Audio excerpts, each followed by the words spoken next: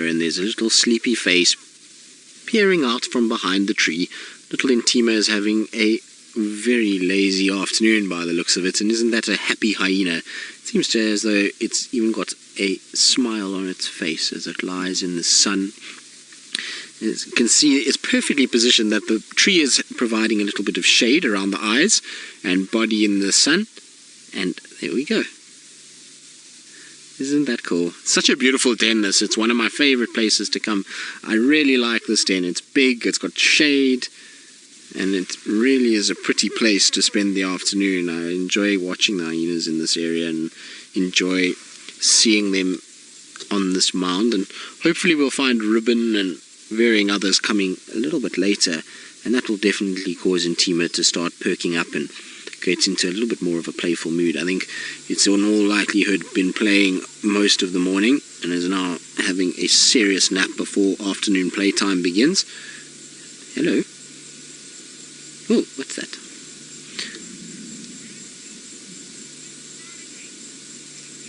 Bree, you say smiling. Well, it did look like it, didn't it? The way it was, it's just kind of the jaw was pulled up slightly, that it looked like a little smile on its face. But those look like very tired eyes, don't they?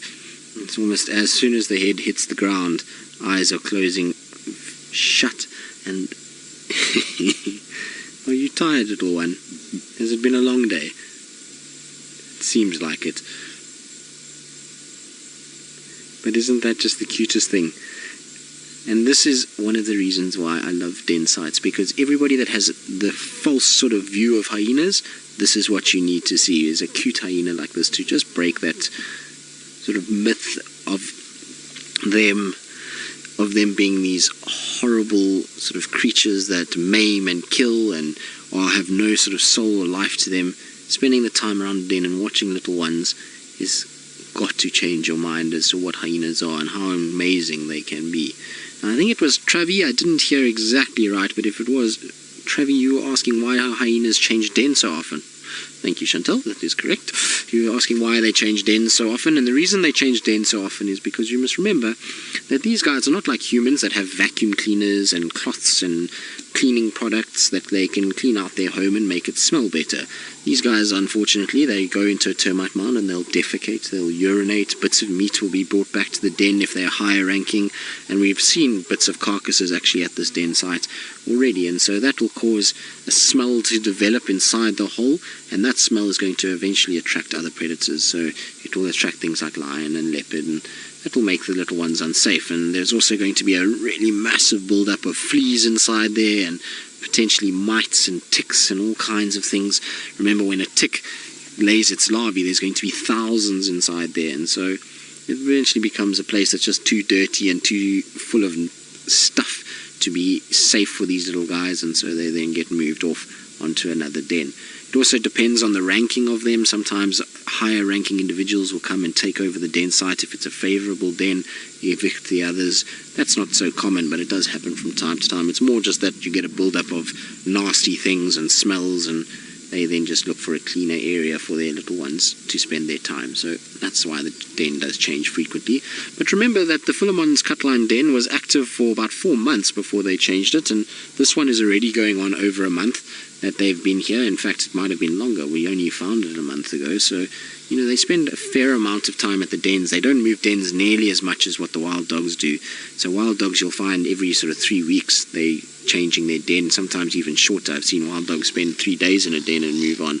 So they tend to have a lot more frequent changes to their den sites than what the hyenas do, but it is a necessary thing to be able to make sure things are clean. So there's the actual den is inside there.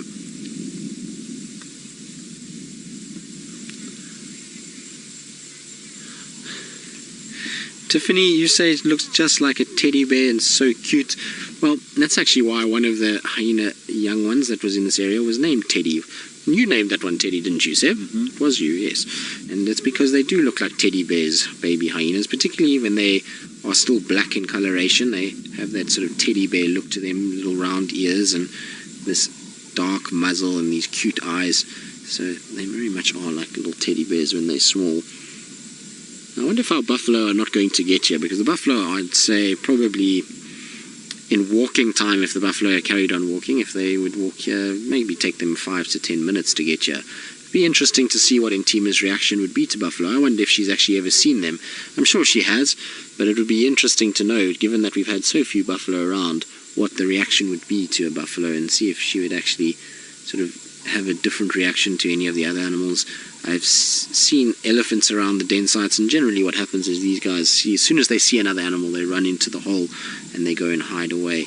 But Ntima's getting a little bit older now and a little braver, and maybe she'll actually just stop and watch and see what goes on. It would be really interesting, though, to watch what happens. But that is the picture of happiness right now.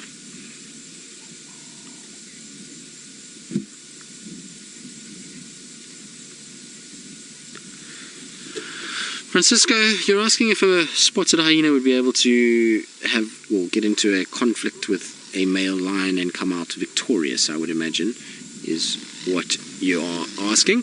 Now, I would say no, one-on-one, there's no chance, unfortunately. A male lion is a much, much larger creature, much more powerful, and one-on-one you're going to find a lion's going to win pretty much 99% of the time. But if you have numbers game, if you find that you have maybe 5 or 6 hyenas and a weakened male lion, maybe a male lion that's very old, that's got an injury, then yes, the hyenas can win. But one-on-one, there is no ways ever.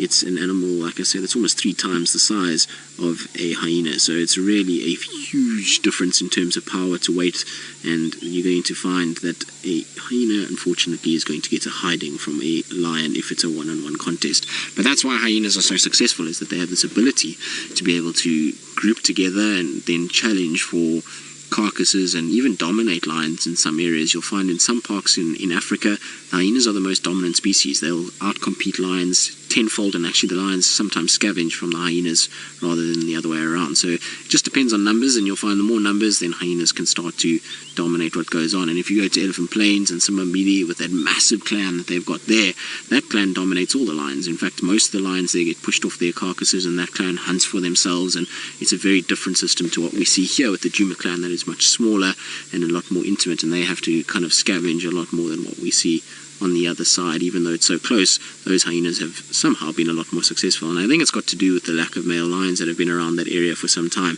The Majingalans and the Birminghams and the Mtimbas didn't really spend too much time in that northern corner of Sabi Elephant Plains, and it allowed that clan to really grow unhindered, whereas on this side, this Djuma clan has had to deal with the Mtimbas and the Birminghams and the Majingalans for a lot longer, and unfortunately their numbers just haven't quite grown in the same way. But it's good to see that at least we've got another one that is starting to continue this clan, and hopefully this clan will get to grow. Unfortunately, we know that 2 adults potentially from this clan are no longer with us, or at least an adult and a sub-adult. There was that hyena that was around Tamboti Dam that was unfortunately died, and then the Birminghams reportedly killed a sub-adult hyena as well, which I would imagine must be from this clan. So it's going to be interesting to see how this clan does, and ultimately they've had a bit of bad luck. But hopefully they'll start banding together, and every time we see a young one like this growing up, it's always encouraging that the clan is growing and starting to get a little bit bigger. I must be honest, I think hyenas are one of those animals that everybody often overlooks and or dismisses on a safari, but for me they're a vital part of every day. I really enjoy being able to spend time around them and to see them and to watch what goes on with them. They are fascinating species with so many differences to a lot of the other predators out here, and the intelligence of hyena is probably what appeals to me. They are one of the most intelligent animals we've got. They're very capable of problem solving, and if you watch them around other predators, they work things out very quickly, and they almost know what they're doing, and they will use each other to be able to decoy lions and pull lions away from carcasses so that they can feed and all kinds of things. And so that intelligence, coupled with the fact that they have such a socially tight-knit unit, it really makes for an interesting animal to follow and to spend time around. So it's nice that they are on Djuma again. I remember the first month I was here, hyena was just a whisper on the wind. We never used to see them, but now it seems as though they are back in full force, and at least the den is back here, and that hopefully will mean we'll see lots more of the hyenas over the next few months.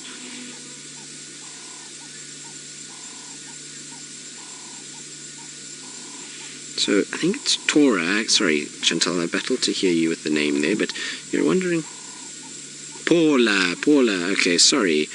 I apologize, Paula. We're asking, how does the hierarchy within a hyena clan work? Well, Paula, basically it's a matriarchal society, so females run the clan. It means that you've got a matriarch, and then below her is multiple other females that fall in a ranking system. The males themselves generally fall right down below even the young ones. They are in no way important other than for mating rights. You find that they get very badly dominated around carcasses, and I've even watched matriarchal females and high-ranking females chasing them off food for the little cubs, so the cubs get a chance to feed before even those adult males do sometimes. So that's how the system works. And then what you'll find is generally, because of the fact that the matriarchal females allow their young ones to feed more than the lower-ranking offspring, you'll find that they'll chase lower-ranking offspring away to allow those higher-ranking females' offspring to feed. It gets to a point where they get bigger and stronger quicker, and that means that bloodline generally is the ones that take over and actually compete and make sure that they are the ones that get big enough to stay as the matriarch. So it almost becomes a bloodline. Now, Byron, I believe, has got a bird of prey, but we've got a bird of prey ourselves. Actually, it's not a bird of prey that Byron's got, but our bird of prey seems to be circling away off into the distance, so I don't know if we're going to be able to see it. It's just coming around this edge here, but the wind is blowing it away from us. It looked like a tawny eagle that was flying over. So, well, let's go across to Byron's bird, because I think his is static while ours flies away. Well, Byron, I suppose I've got a little bit more that we can talk about.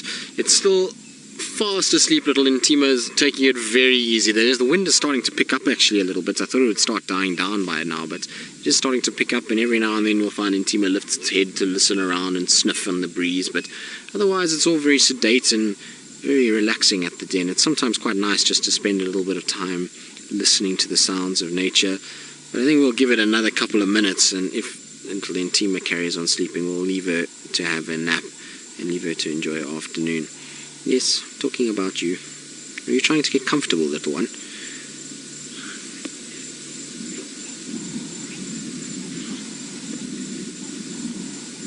So, Rita, you're wondering when hyena cubs will get the adult colour. You can see that Ntima is starting to get very light around the neck areas and the face, and it's starting to get that typical hyena look about it with a darker muzzle and then lighter facial area.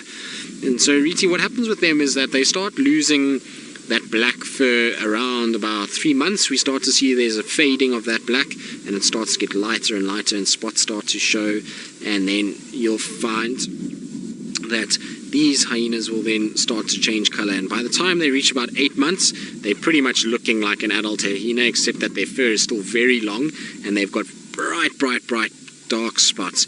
As they start to get a little bit older, towards a year, they start taking on more of that form of the adults, and by the time they reach a fully grown adult, and where they become part of the sort of breeding structure, and as they get older and older, so the spots start to fade, and when you get the very old ones, that's when they take on that much more sort of uniform color without any spots themselves. So they start looking like adults from about 8 months to a year is when they start to resemble adults a lot more, which is not too far away for Ntima. She's now approaching 7 months old, so she's going to start looking like that.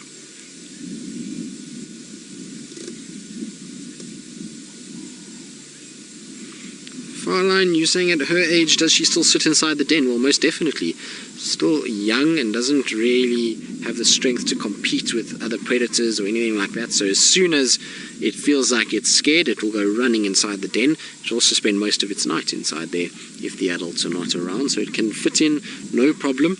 You must remember that even an adult can get inside that den when she gives birth. She'll often give birth to the little ones inside there, so it's got enough space for the adult's backside to go in, and so there's more than enough space for this little hyena. She's still going to get much bigger. In fact, I would say 3 times the size of what she is now when she becomes an adult hyena. So a long way to go still, and definitely still small enough to fit inside the den, and sleepy enough to sleep inside the den at this stage. Right, I think we're going to leave little Ntima to her nap. I don't want to disturb her too much. At the end of the day, she's sleeping, and there's no adults actually that I can see. So what we'll do is we'll carry on. If we have no luck with anything else around Buffelshoek Dam, then we'll start heading back this way maybe a little bit later, get our infrared out, and hopefully we'll have some of the adults. But it's been nice just to see Ntima, and I'm hoping that she'll have a wonderful little nap for the rest of the afternoon. And if we do come back and they are around, that she'll be a lot more playful than what we see now. To come, we were talking about it the other day, Taylor and myself and Seb and Ali, is that she's become a lot more sort of interested in how the car works, and she'll come along and she'll sniff and investigate and try and see what's going on and bite, and it's almost like she's interacting with the vehicle more and more as she gets more used to it. Oh, we're right there, Seb? Yeah. Good. Big branch coming, so a little bump. Oh, forget we're in Rusty again. Oopsie. Now, Rusty's clutch and Wendy's clutch are two very different